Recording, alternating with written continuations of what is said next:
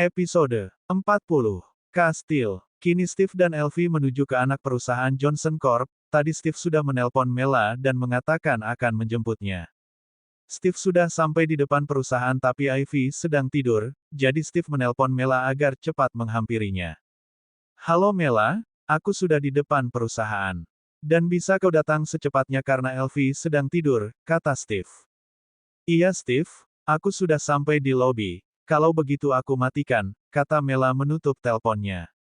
Steve sedang bersandar di limosin miliknya seraya menunggu Mela. Maaf Steve, apa sudahlah menunggu, kata Mela menghampiri Steve. Tidak Mela, aku juga baru sampai, tapi Princess sedang tidur, kata Steve mencium pipi Mela dan memeluknya. Apa kita langsung ke kastil, apa mau pulang dulu, tanya Mela. Kita akan langsung ke kastil. Karena perjalanannya yang sedikit panjang, kata Steve. Baiklah, aku ikut kamu saja, kata Mela. Di dalam mobil terlihat Ivy sedang tidur dengan nyenyak. Steve menjaganya sambil membalas beberapa email penting. Mela lebih memilih membaca buku bisnis dan ekonomi. Steve teringat sesuatu. Mela, aku minta nanti jangan terkejut jika orang tuaku dan kakek bicara aneh-aneh ya, kata Steve. Maksudmu Steve? Tanya Mela. Ya seandainya minta kita untuk menikah, kata Steve. Iya, dan apa kali ini alasan kita? Tanya Mela. Entah, jawab Steve. Steve, boleh aku tanya sesuatu? Tanya Mela. Iya, boleh, kata Steve.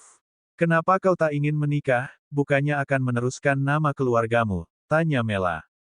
Aku tak ingin cinta untuk Ivy terbagi, bagiku Elvie adalah segalanya, jawab Steve mengelus kepala Elvie.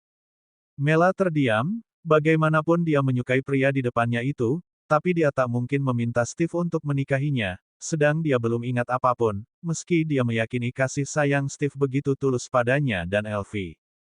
Setelah 2 jam perjalanan mereka sampai di kastil modern dengan kebun yang luas dan juga terdapat danau buatan yang berhiaskan angsa yang tengah berenang, mereka disambut oleh para pengawal dan pelayan.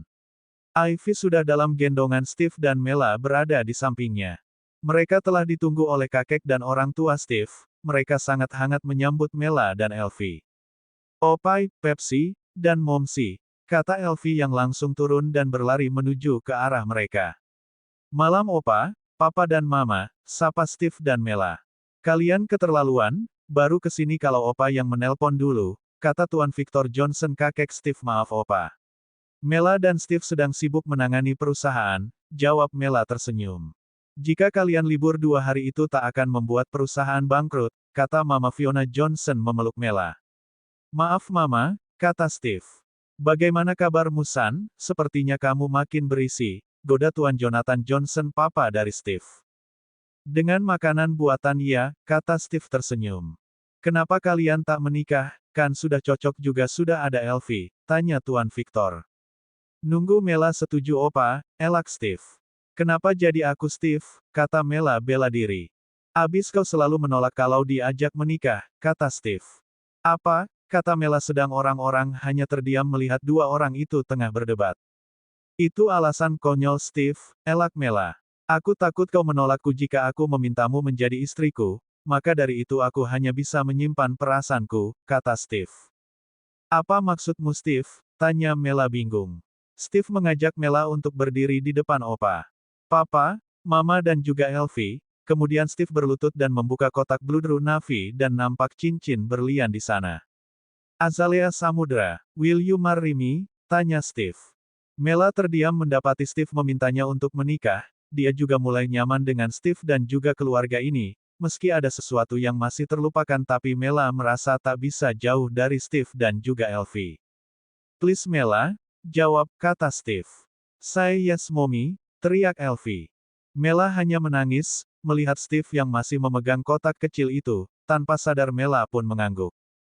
Steve segera memakaikan cincin itu di jari manis Mela, dan mencium bibirnya sekilas dan memeluknya.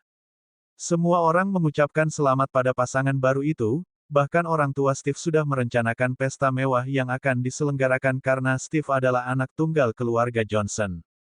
Tanpa diketahui siapapun, Steve sebenarnya sudah tahu siapa Mela, dan ia sudah merencanakan semuanya dengan matang. Di Jakarta suatu surat diterima Herdi, itu adalah surat keputusan cerai yang dikirim oleh Melati Senja sebagai penggugat dan Herdianya Sanjaya sebagai tergugat, dan surat itu menyatakan putusan cerai sudah disahkan oleh Pengadilan Agama Kota Kelahiran Melati.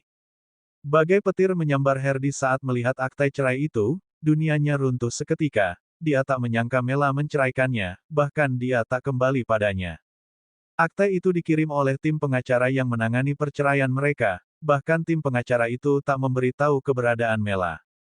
Dan tim pengacara itu hanya mengatakan jika Mela sudah tahu pernikahan Herdi dan Sonya serta dia tak ingin Herdi mengusik hidupnya yang sudah bahagia. Itu menjadi pukulan telak untuk Herdi, orang yang selama 6 tahun ini dicari malah menceraikannya.